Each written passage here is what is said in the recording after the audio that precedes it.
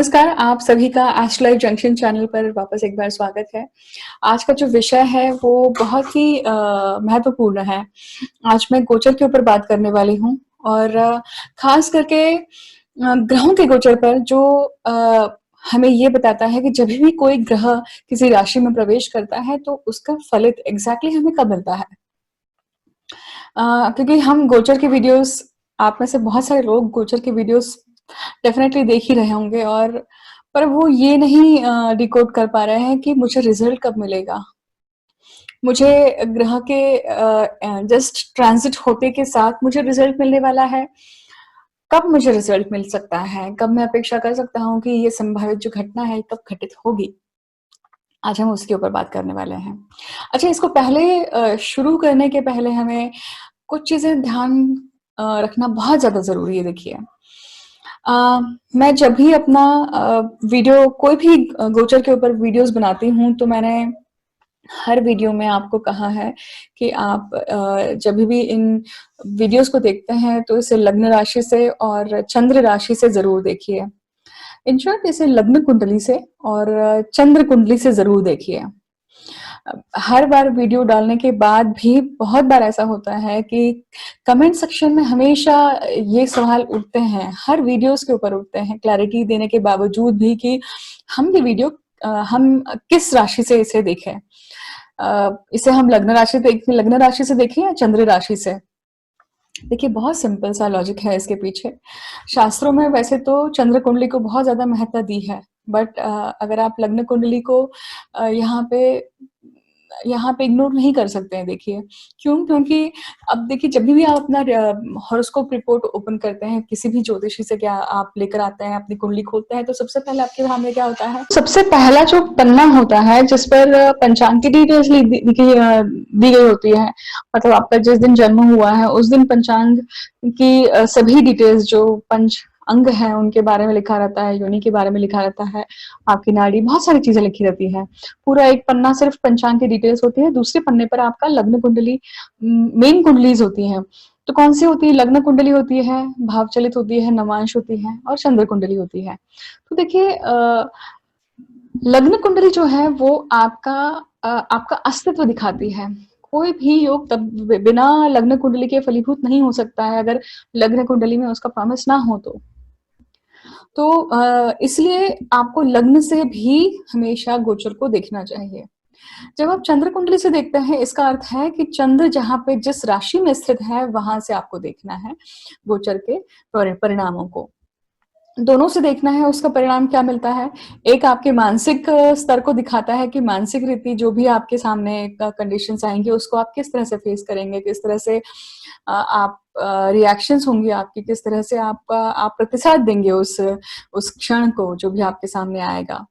वही अगर आप लग्न कुंडली की बात करते हैं तो लग्न कुंडली जो है वो आपके शरीर के ऊपर होने वाले परिणामों को बताती है। क्योंकि अगर कोई बीमार पड़ता है तो उसका शरीर बीमार पड़ता है, बुखार आता है तो बुखार शरीर को आता है, ना कि मन को। बहुत सिंपल सी बात है। आई थिंक अब आपको ये चीज क्लियर होगी। आगे बढ़ते हैं। आज का जो वीडियो है हम खास करके उस इस मुद्दे पे बात कर रहे हैं कि ग्रह जब किसी भी राशि में प्रवेश करते हैं तो वो ग्रह हमें परिणाम कब देंगे। तो सबसे पहले हम बात करते हैं मंगल और सूर्य की। देखिए, मंगल और सूर्य जब भी किसी भी राशि में प्रवेश करते हैं तो राशि के 10 डिग्री तक ही उनका परिणाम हमें मिल जाता है। मतलब अब इसका अर्थ क्या हुआ? इसका अर्थ ये हुआ कि जब भी कोई भी ग्रह जो है, अगर आप मान लीजिए वो 10 डिग्री के अंदर का है, उस भाव में बैठा हुआ है, उस राशि में बैठा हुआ है, तो जब भी सूर्य और मंगल उस राशि में प्रवेश कर रहे हैं तो वो उस ग्रह को एक्टिवेट करेंगे और उसका परिणाम आपको मिलकर जरूर आएगा सामने। फॉर एग्जाम्पल, मान लीजिए कि बुध आपका बैठा हुआ है कन्या राशि में, है ना, उच्च का बुध है मान लीजिए, और बुध अगर कन्या राशि में बैठा है और मंगल या सूर्य कोई भी इसमें से राशि प्रवेश कर रहे हैं, तो क्या होगा? बुध की जो डिग्री है, मान लीजिए 5 डिग्री का बुध है। अब सूर्य अगर प्रवेश कर रहे हैं तो सूर्य अगर जब तक 5 डिग्री के आसपास पहुंचते हैं तो वो एक युति निर्माण करते हैं उस नेटल मर्क्यूरी के साथ में। मतलब जन्मस्थ बुध पर बुध के साथ में सूर्य जो है वो एक गोचर का जो सूर्य है वो एक युति निर्माण कर रहे हैं और वो एक्टिवेट कर रहे हैं उस फोकल पॉइंट को और आपको इवेंट देंगे। अब डिपेंड करता है कि जो कन्या राशि है आपकी पत्रिका में कहाँ बैठी हुई है। मिथुन राशि कहाँ बैठी है इसके ऊपर भी निर्भर करता है ना। आपका जो जन्मस्थ सूर्य है वो कहाँ बैठा है इसके ऊपर भी डिपेंड करता है। जन्मस्थ आपकी जो लियो साइन है, क्योंकि सूर्य जो है वो लियो साइन के मतलब सिंह राशि के स्वामी है, तो ऐसे कुछ फैक्टर्स जरूर देखने होते हैं। इसलिए किसी विशिष्ट व्यक्ति से ही इसकी सलाह लेना बहुत जरूरी होता है, क्योंकि बहुत सारे फैक्टर्स होते हैं। बट हाँ, इस डिग्री पे जब भी कंजंक्शन होता है या युति निर्माण होती है तब आपको इवेंट्स मिलने की शक्यता बिल्कुल पूरी तरह से बढ़ जाती है। इसके साथ में और एक फैक्टर जो काम करता है वो ये है कि क्या सूर्य की दशा चल रही है, बुध की दशा चल रही है, क्या इनकी प्रत्यंतर अंतर दशा चल रही है, इसके ऊपर भी निर्भर करता है। किसकी दशा चल रही है, मित्र ग्रह की दशा चल रही है या शत्रु ग्रह की दशा चल रही है। तो इन फैक्टर्स के ऊपर डिपेंड करता है कि आपको रिजल्ट किस तरह का मिलेगा। रिजल्ट कब मिलेगा तो वो आपको समझ में आता है कि वो उस डिग्री पे अगर जाकर मिल रहे हैं तो आपको रिजल्ट मिलने की पूरी पूरी संभावना यहाँ पे दिखती है। तो जब भी सूर्य और मंगल, मैं वापस रिपीट कर रही हूँ, जब भी सूर्य और मंगल किसी भी राशि में प्रवेश करते हैं और तो पहले 10 डिग्री तक उनका रिजल्ट हमें मिल जाता है। 10 डिग्री तक वो अपना परिणाम दे देते हैं। मतलब जब तक उनकी 10 डिग्री क्रॉस होती है तब तक उनका परिणाम हमारे सामने आ जाता है। अब आगे बढ़ते हैं। अब देखिए, अब हम बात करते हैं गुरु और शुक्र का। दोनों ही ग्रह कैसे ग्रह हैं, शुभ ग्रह हैं। दोनों ही ग्रह अपने आप में गुरु की उपाधि लेकर बैठे हुए हैं। तो जब भी कभी, अब इसी उदाहरण को आगे बढ़ाते हैं हम, मान लीजिए अगर यहाँ पे हम किसी भाव की बात कर रहे हैं। एक भाव जो है वो 30 डिग्री का होता है और यहाँ पे 10 डिग्री तक हमने बात कर ली है कि सूर्य और मंगल परिणाम देते हैं, बट आगे आने वाले जो 10 से लेकर 20 डिग्री है उसमें गुरु और शुक्र परिणाम देंगे।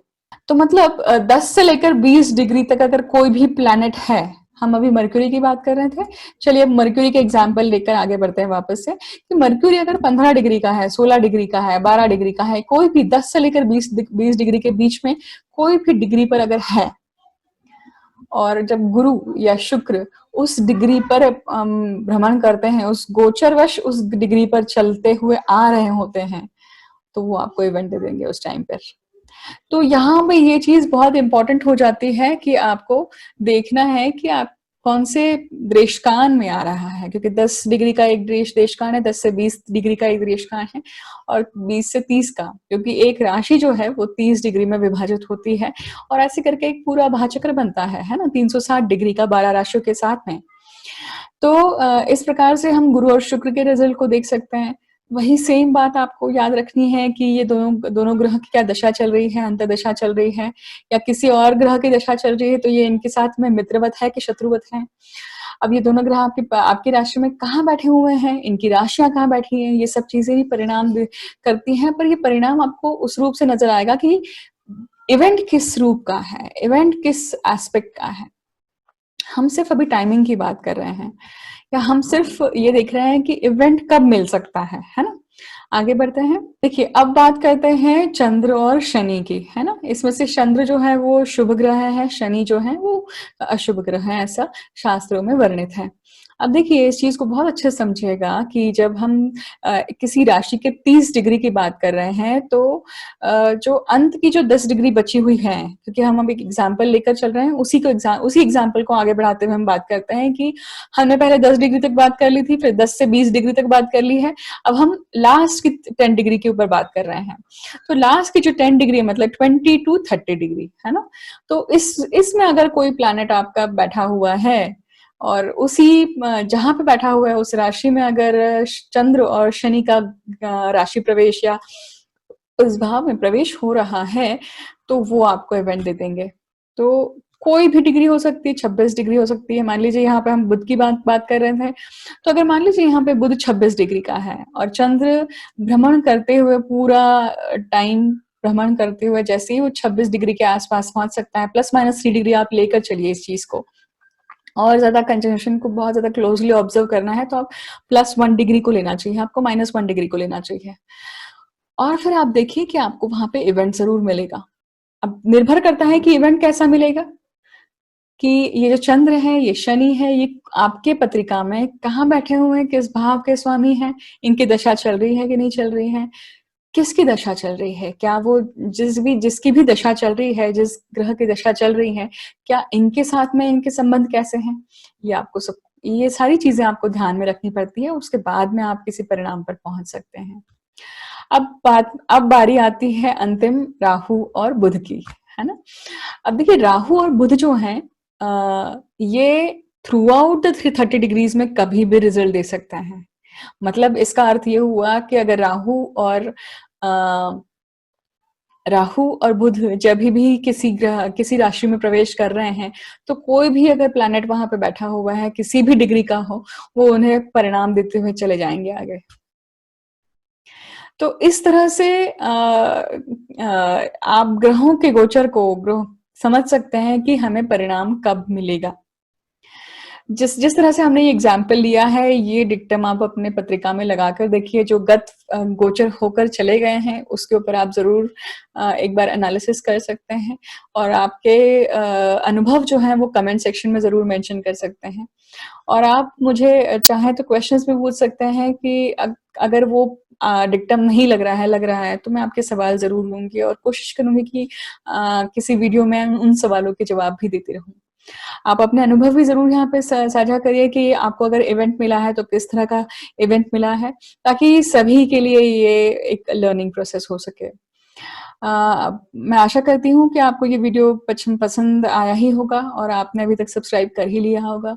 नहीं किया है तो कर लीजिए, क्योंकि मैं इसी तरह के और वीडियोस लेकर आ रही हूँ और छोटे-छोटे ऐसे टॉपिक्स लेकर आ रही हूँ जिनके ऊपर जनरली कोई चर्चा नहीं करता है और हम हमेशा चाहे हम एक ज्योतिष के विद्यार्थी हो या ना हो या सिर्फ अपनी पत्रिका देखना चाहते हैं, तो भी हम अटक जाते हैं कि इस चीज़ को कैसे डिकोड करें, इस चीज़ को कैसे इसका आंसर निकालें।